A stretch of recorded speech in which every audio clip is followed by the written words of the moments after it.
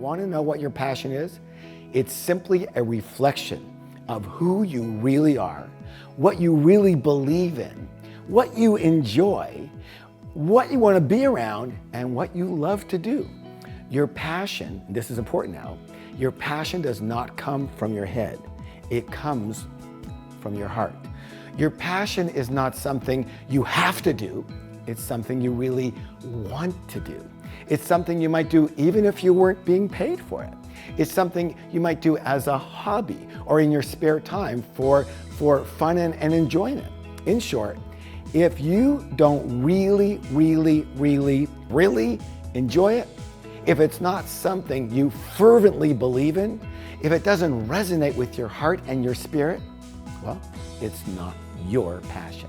Now, there's a ton we can talk about with this whole entire topic, but for now, let me just ask you this question.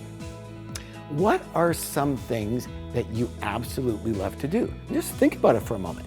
These are things that you rarely have to, you have a hard time getting yourself up for, right? In fact, you actually look forward to it. And that, my friends, that's the secret. That's why some people can say they actually look forward to going to work. Now, what about other people? Well, they trudge through their day and they wonder, how can anybody say they actually look forward to going to work? It's because they actually do look forward to their work because it's in their area of passion. Now, let me warn you that passion is not the same thing as pleasure. There's a big difference. Pleasures are generally short-term gratifications.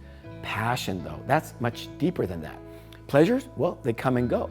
Passions are consistent and rooted deep inside you, and they stay with you for years and years, or decades, or even for a lifetime. There are no mistakes in the universe. There's no right and there's no wrong.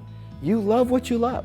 You are passionate about something for a reason, and that reason has a purpose. In short, if you don't love what you do, there is a very good chance you won't do it. And for sure, you won't give it 100% of your energy and your focus. True or true?